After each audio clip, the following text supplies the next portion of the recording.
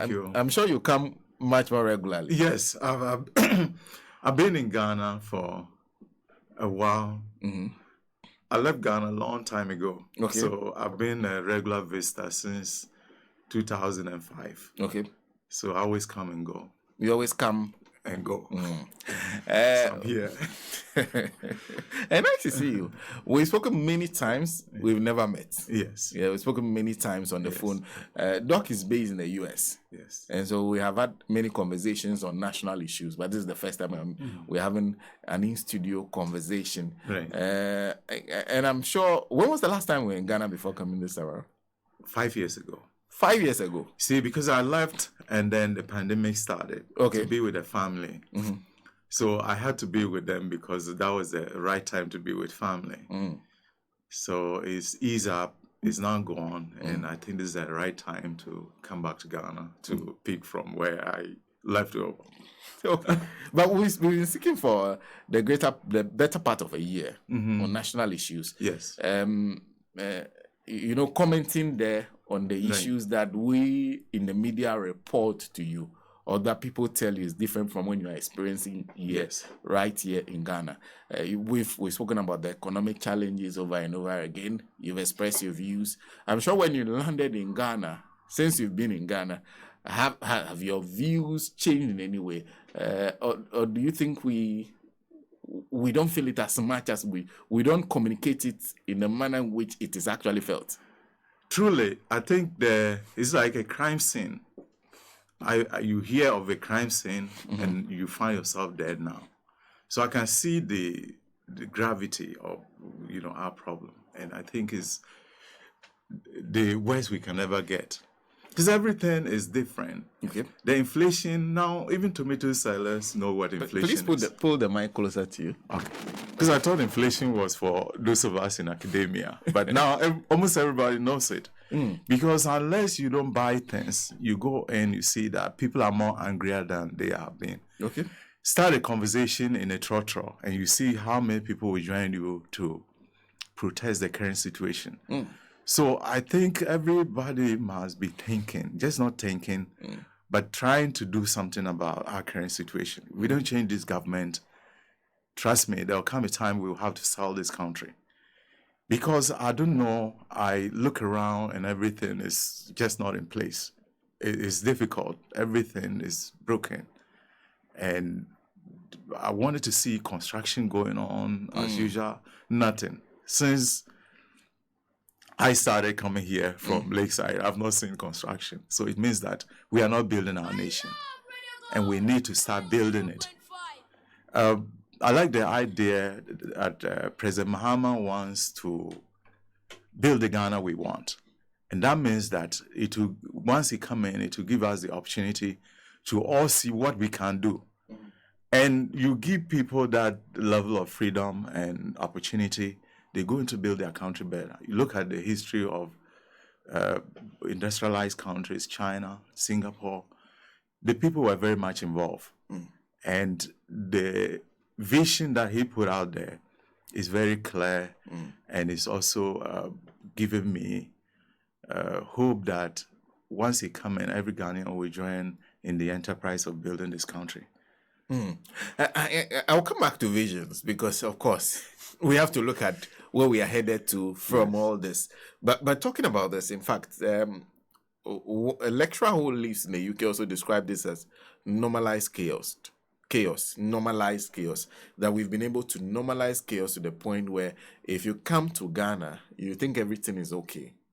But when you start living in Ghana, what you feel and how the people act are two separate things. Do you agree? Yeah. You see, the system here is not sophisticated. Okay. And usually, anytime you come back, your thinking is how you left it. Okay. I mean, I could just buy Kofi Brookman on the street with my 5 CDs. Now it's not possible. So these are some of the strange things that you see. And then sometimes you look stupid. You buy something or you give someone money and it's not enough because you've lost touch with reality. And for me, the gravity is more than you can always imagine. a developed country, I think it will be good if everybody get the chance to see how developed environment look like, because things work, things make a lot of sense. Developed countries run on common sense, because you can't tell. Everybody in the street can tell why one thing or the other is the way it is. You can tell why your kid cannot go to school A or B. But this is a country where it's very difficult to live in. You get up, you pay water bill, you want to pay water bill, you want to buy water, you can't get it. Water companies should be providing water, and that's where they should be making money. And now they don't provide. You can have the money, they can't provide it to you. So it's just like you go to buy something that they're selling, and the seller tells, no, I don't have it. It's a frustration that, I always see as very complex, because we should be getting things that we want. And it's because it's about mismanagement. Because when you run the water company, your goal should be to do that as much as possible. I mean, supply water and then make profit out of it. But there are a lot of bottlenecks on the way to do that. Our rivers are drying up. Everywhere is dusty. We will look at gutters, they are choked, nobody's cleaning. And the system is so disorganized. And I look at the traffic and say, look, traffic needs a lot of management. Our MTUs should have engineers who can stand and say, look, let's close this road. Let's open this road. Let's let the trucks take one section of the road, and then we can fix the traffic situation. But someone will tell you it has been that way, and you need to conform. So when you come back, you need to conform more, because you have to accept the situation. You have to readapt. So some people get so angry, and I think I'm one of them, because certain things, I'll go somewhere and then find out we could just do things to ease up what we are doing, and they sound complex. My area is organization and management, like you already said. And I look at everything involves organization. Now you look at it and see, you could just remove this, remove that, and it works. There's someone in charge of it. They are not doing their work because top there, people are not doing their work also. And the politicians are now the most, how should I describe it? There's so much anger against politicians because politicians are taking responsibility for things that they shouldn't take responsibility for. If society is organized, there should be boundaries between what the politicians do and what the traditional system is supposed to do, whether there are politicians or not. So if we don't fix what you just said, normalize chaos, it's going to escalate to a point where we may have a more tense situation where people will start chasing politicians, thinking that they are responsible for doing everything. But if society is organized very well, then people can join and the society can develop. So I agree with him. It's a normalized chaos. The way you see it when you come in, it may not be the same way people who are already in it, because they are forced to conform with whatever is there. But on the matter of the politicians, I think there's a famous saying that leadership is cause, everything else is effect. Yes. Of course, we have a country where a lot of power is concentrated in the hand of a few. Yeah. Who are usually politicians. Yes. So is that not understandable if people then turn to them when things don't work? It's always like that. But you see, if you involve the people who are supposed to be part of it, in this country, government is interested in development projects because that's where procurement are. But if you don't develop your people, you can't develop your country. Even if you develop, you can't sustain it. I'll give you an example. Where I live in the US, they figured out the population is growing. So they need a new middle school because they need to get students there. The mayor cannot, or the legislature, whatever government, cannot come out and just say, okay, I'm going to use your money to do that. Because the money comes from the people. So they need to organize a referendum and ask us, those living there, do you want the school or not? A referendum to decide whether or not to build the school. People are involved. So if we say yes, it's okay, this is a cost. So your taxes will go up by 15% if you want the school. Okay. So it's about us agreeing because we know how important it is. And we know why we are paying for the school. So if you impose the tax or increase the tax, nobody gets angry because we chose it. But in Ghana, look at the taxes. Just buy petrol and look at your receipt. There are a lot of taxes that are imposed on us, and we've not been part of it. We cannot participate in what Parliament is doing. But if the grassroots is very effective and is working, you can't tell. In my area, they say no. They don't want new school. So the government cannot increase our taxes. And they know very well that it's going to help the future generations. It's going to help a lot of people. And people move into neighborhoods because taxes are low, taxes are high, depending on what you're looking for. And I'm so surprised that some of our leaders are not even looking at that practice. Because democracy is said that when you practice it as if you have created a new system and you're going to run it, you have no examples. So I always blame the framers of our constitution. They should have just adopted an advanced country's constitution, Britain, America. Then anytime we have an example, we need an example, we go to America and fetch it. We go to Britain and fetch it. And that would have worked. The free HS system is a good idea. Although Americans doesn't like the word free. They call it universal because taxpayer is the one funding it. Okay. So it's the same here. It's a trick. It's the same so when we say free, then there should be free roads. There should be free air. Because government deals with air quality, free police. We can't say that. But the thing is that you need to look for sustainable source. In America, they chose property tax. Okay. And when you pay property tax, it's spelled out. 15% will go towards police. Okay. 15% will go towards education. So accountability from the very infrastructure beginning is already set up. Okay. The mayor cannot vary it. So if they are doing a budget, education, you know the number of houses you have, anybody can budget for that, how much they're going to receive. So system will work and you can predict what is going to be the outcome because the input is very definitive. So these are things we should be fixing. But we like to build things, build a whole lot of uncompleted buildings. And this is what is choking us because our national debt is choking us. Debt is not too bad, but when you package your debt, say that it takes away your ability to do basic things. America is the most indebted country on the planet. But if they want to pay today, they can print currency. Their currency is very strong.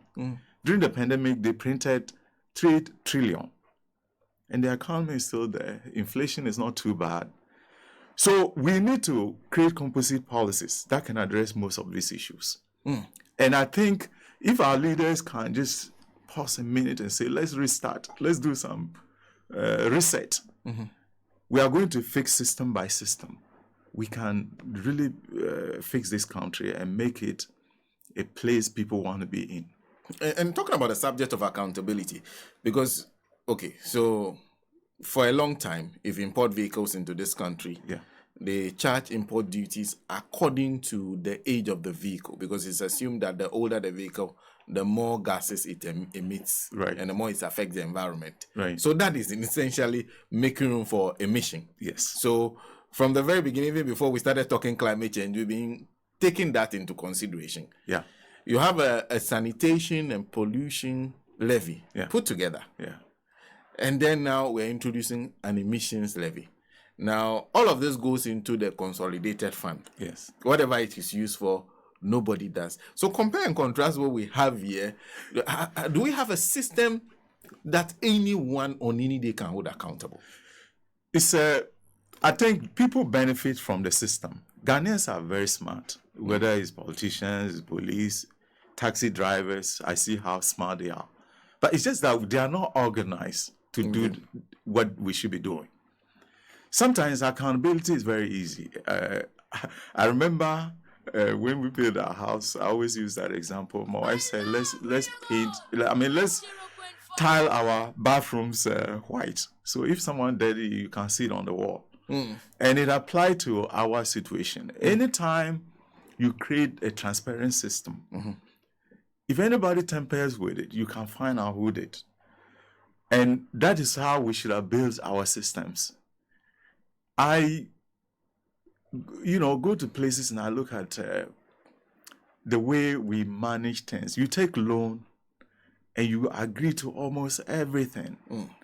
There's no loan payment strategy. You might tell the person you are receiving it from, this is how I'm going to pay it back. And then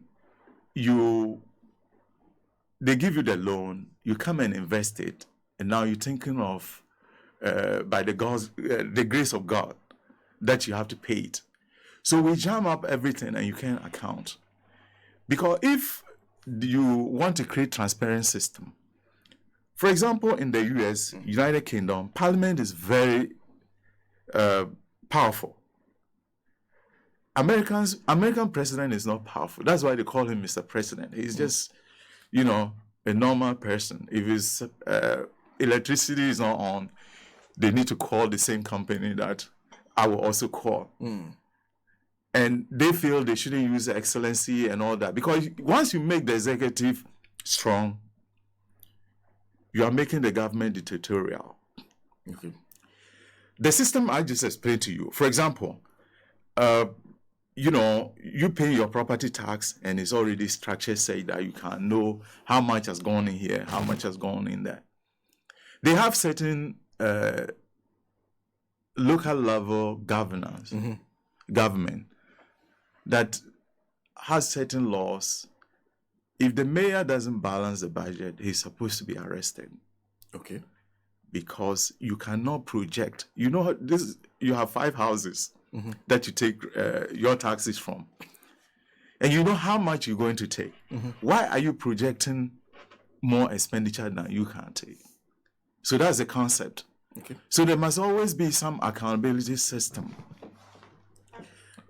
from how you design the system from the beginning. If, for example, we have the free HSS system, we are basically, in some respect, providing welfare to the rich. If my child and Kennedy Ajepon's child goes to the same school and we all don't pay, who are they punishing? It's me. Because he can afford. So in order to make him pay more, you create a system wherever he lives. Poor person cannot live there. They pay more taxes. And their schools are good. Their schools, they control it. So the better your school, the more your property is valued. For example, East Legon, people want to live there because the schools are good. So if you live there, schools are good, then the value of your house goes up. So it's organized saying that there's always a reason why you need to make sure your school is good. Because you want your property value to go up. Okay. So that is an incentive for you to even care about what is going on with your taxes and how things are managed. If you look at Ghana, everything is jam up. We pounce on, people on government payroll because it's easy to tax them. But there are a lot of other ways we can tax people without jeopardizing the fiscal, discipline that we're supposed to maintain. But we ignore that and we rather go after people. If we tax them, it will diminish their real income. And the more they don't have enough to participate in buying and spending on other activities, aggregate demand goes down and it's going to affect the economy significantly. And you look at most people, when they're growing up, there's no hope for them. The American system allow you to get unemployment if you lose your job, not because they like you too much, but whatever you are being given, you spend it. Sellers will sell, they will tax the sellers, and then they will continue to invest in people. Then you go back to work, they can tax you and continue to maintain their economic sanity. So I think we should be fixing systems. So we should And the decide what we system want will, to do. yes, the system will provide us the accountability. It will provide us all the things we need. But if we go around putting up buildings all over, hospital is not a building. It's a combination of things. Because Radio Gold now, if we bring all the staff from Kolebu here and take all that is in Radio Gold to Kolebu, here will now be Kolebu. Yes. And then Kolebu will be Radio Gold. So it's a system, not the building. But whatever we are doing, so I build a hospital, but how many lives can it save? Does it have all the needed things to provide what hospital is supposed to provide? So we should be looking at, we better have 5 hospitals than 100 of them providing no quality service. So this is where we should begin to look at our country from. And then we will take out all the things that doesn't make sense and put our country on the right and reversible footing. So development can happen and it will provide happiness because people are getting angry when they come here because they see systems are not working. I see. Well, if you just join us, Dr. Salifu is a US-based organization and management expert joining us in studio this morning. He's in town. We've been having a conversation of, in fact, one of the things we spoke about constantly has been a matter of the economy. Yeah. Now, everybody then goes back to 2016 when, in fact, I can play, I can, off the top, I can just immediately open my fader and play about like 3 voices where Nana Akufo-Addo says it is Dr. Bawumia who is in charge of the economy. Now, you have that person running for the presidency. If let's assume if you were to be in the position of asking him a question or assessing him before even putting him up for the candidature, what would be the main things you'd be looking at? You know, like I said before, you try to own success. Okay. You should own failure. And Dr. Bawumia's case now look as if someone who wanted to claim the glory of the government, but now running away from the failures of the government. Okay. So it's very hypocritical. Okay. One man cannot be that knowledgeable to fix a country's economy like they presented him. If you look at economics, when you become an expert in economics, it's always something. Development economics, health economics, you are always something, not specific. Economics is in general. Say that you can know every aspect of economics. You know, when you do PhD, your focus narrows to some small part. So he's a development economics economist. And now he's not financial economist. Okay. He's not a health economist. But they package him saying that he was economic messiah, expert in almost every aspect of economics. And they predicted what was going to happen. Oh, they won't borrow, they won't do this, they won't do that. And when you package your vision that way, you are set for where he is today. Okay. And credibility matters. So when you say, I'm going to do this, this and that, and then they talked a lot about Gajisberg. We're going to restructure the economy, so we move from the past and talk down everything that were being done. But today the reality has set in, and he's run away from the reality. Politically, if you look at politics, it said that people are looking for credibility. They are looking for people who can own things, who sound authentic. Look at Donald Trump. Donald Trump was not someone people trusted because he was in litigation with almost everybody in business. He was doing all kinds of things in business. But as a politician, he sounds very authentic. Whatever he believes in, he tells you, look, this is what I believe in. And that sells more. If you look at President Mahama, most of the things he said things and he did things. So that gives him a lot of credibility. He doesn't go around bragging too much about things. He'll say, oh, I'll set up a committee to review this. I will do this, I will do that. But Dr. Bawumia was presented as a man who can just do it like God. When I come, I'm going to do A, Y, B, Z. And talk down the system that existed. So the reality has set in. And when he was about to give this speech, I was like, so Ghanaians are now students. So he came in there, package his English language. It's only in Ghana people think that engineer is supposed to speak better English than know how to fix a bridge. Because we are more into language, people can... I thought you're saying that we expect an engineer to speak better English than fix a bridge. Yes. Know how to fix a bridge. His basic job is to fix a bridge. Yes, so this is the problem we have. So he comes there, he rattled the English language, and people say, oh, this guy is so intelligent. But if you go to some places, you come to the US, they speak Spanish. If you speak a bad English in America, nobody will laugh at you. But speak that way in Ghana, they'll start making fun of you. And you look at countries that develop. China, they don't speak English. To Chinese, they don't care how they speak English. They build bridges. Engineer should do this, that. But in our situation, this is what is going on. And Dr. Bawumia basically came to do that, to be a good lecturer than someone who is prepared to be president. Vision is very critical. You can never be a good leader without a vision. Vision defines you. President Mahama said, I want to create a country. I want to build a country based on what Ghanaians want. So that's the destination. So after whatever he is going to do, Ghanaians will say, this is the country we want. We like our country. Love of country. But Dr. Bawumia was expected to at least give me, from my angle, I wanted him to give a sentence as to where he wants Ghana to be. But it's not about passport. It's the director's job. It's the director's vision. Most of the things that he talked about, it should be director or chief executive in charge of an organization who should be dreaming that way. President dream very big.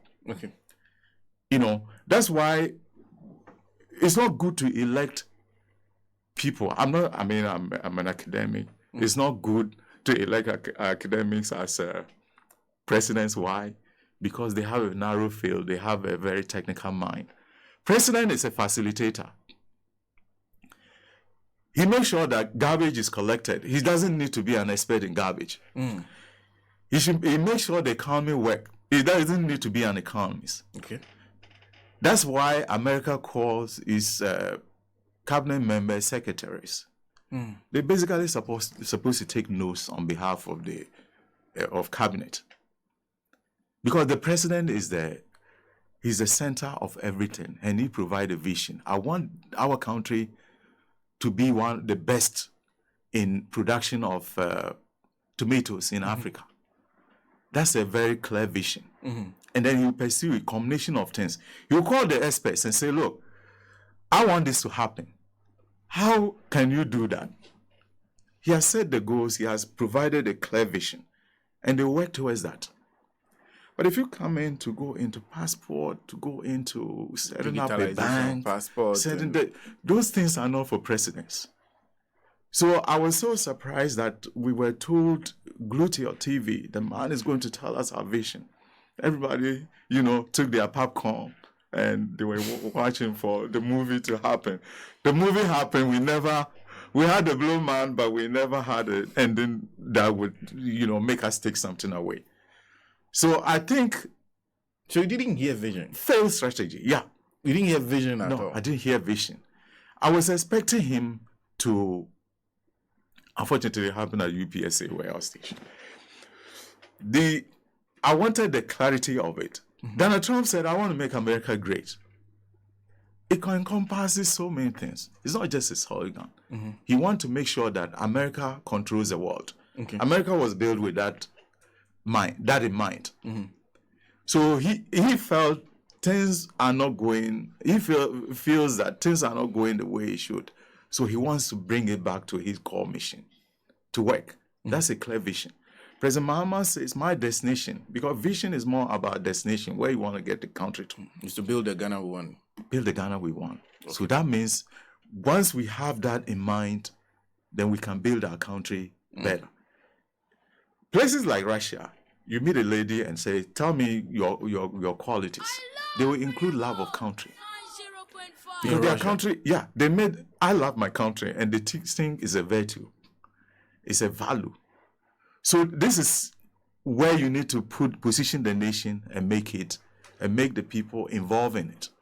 When you love something, you care about it. If someone is going to mess with it, you won't take it. Back, yeah. And I think this is where Achampong started very well, because he brought a lot of things, the national pledge. I remember as kids we have to sing. Anytime he's coming, we're waving the national flag, Ghana flag. I could see Ghana flag used to decorate places where the president is going. It gives you some sense of love of country. So America will call their president the leader of the free world. Who defines it? It's a solemn point to make Americans feel that they are the freest people on the planet. And they feel that they have great generation, they have this, they have that. It's all to make them feel good about their country. And once you love it, you do everything to protect it. If you don't love your country, you watch a policeman take bribe and you are fine with it. But if you love your country, say, no, if we introduce this culture in this country, it will destroy it. Okay. So fundamentally, President Mahama has a vision, but Dr. Bawumia didn't do that. He was always, it was like a sectional address going all over the place. There are people who said he sounded like the Minister for Communications. Of course. And I tell you, all the things that he wants to implement, they can be implemented in 1 week. Everything he's in power. How long does it take to set a mining bank? And why do we need a mining bank and not agri development bank? He talks a lot about the mining sector. And the mining sector is the way we have been exploited. The big guys are there, so you can't easily change things. You can't change the structure because the big countries have interest in that. That's why they kept us the way we are, so they can exploit us. Certain things, passport, how we get passport, how we exit airport, is the director's job. And maybe not the director, the one who handled that section. Yeah. So let's say the Minister for Foreign Affairs or even the director of passport. Just the Kotoka International Airport, you can just do that as innovation. Because they also need to have their own vision in some respect. So things like we develop an app for Electricity Company of Ghana to make payment of bills easier. Those are not things that should be coming out of the mouth. And I think the most bizarre one was a scrapping of national service. Yes. You see, because it comes back, I've been someone who advocates for programs that will make people love their country. Patriotism. National service, if we package it well, it makes people to feel great about themselves. It makes you travel to places that you normally not travel, bring in national cohesion, and it also exposes you to the workplace. So we need to just enrich the whole process. So by the time you finish national service, you should learn entrepreneurship. You shouldn't do national service maybe in one organization. They bring you to Radio Go 3 months. You go to the military 3 months. They bring you to the classroom. And it gives you a lot of experience. Talk to some people on the street of America, they know more than a professor. Why? Because they are exposed to so many things. So when you expose someone coming from school to certain things, they become curious and begin to see, what can I create out of this situation? Okay.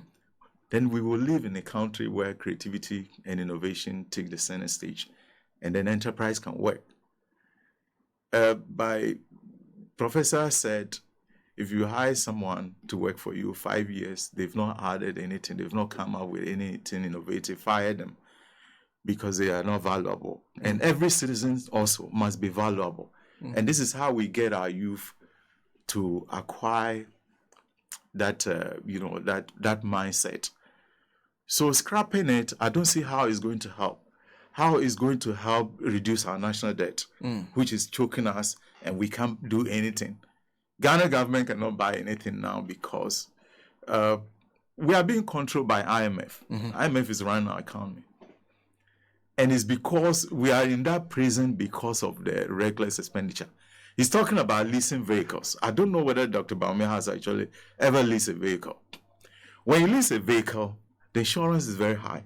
Insurance premium is high. Why? Because you don't own the vehicle. So the owner will determine the kind of insurance you have. They will determine your interest rate. And then how you handle the vehicle, yes, is that. But when you lease it after the period, you give the vehicle back to the owner. Yes. So what kind of waste is that? And why are we doing that? Why are we not introducing public transport? I was told at Champon's time, at some point he had to ban private vehicles weekend to deal with, and I think it was a very fantastic idea. When I was coming here, I was telling the taxi driver, you see people all over in traffic, sitting alone in a vehicle, and then there's traffic. They are in VH. It's a liability on our nation because you expect to buy the same fuel. We expect to buy fuel to make sure that all these things are running with hard currency. So why not get a transportation system basic? If the mayor of Accra today just say, look, you can't get into Accra if you are alone in a vehicle. It works. New York, they're doing that. You can't get into New York in the morning between certain hours. Alone in a vehicle? No, they won't let you go. You have to do vehicle pool. And also to incentivize it, certain parts of the rules, they'll say, okay, this road, if you are not up to 3, you can't follow that part. And you want your vehicle to move smoothly. So if that becomes the case, public transport will be patronized. Government can invest in public transport and they make a lot of money out of it because government should be making money and investing in things.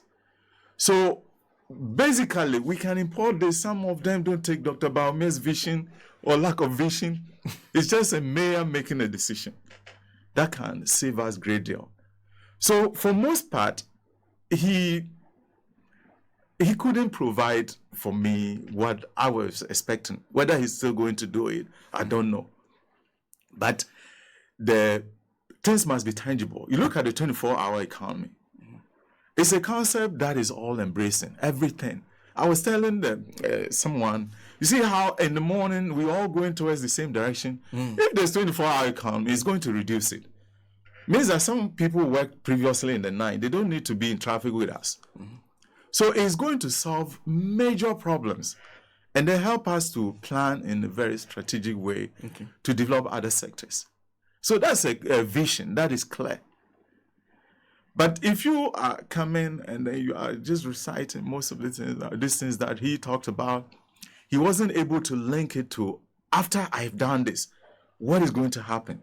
You keep the free HSS, which I know is not sustainable because we don't have a reliable funding source. Where are we funding it from? From everywhere. So it's all over the place. So all these things, President Mahama said, I'll review it. That means there's a room for a lot of innovative ideas to keep it working. And for it to be improved and made better. Right.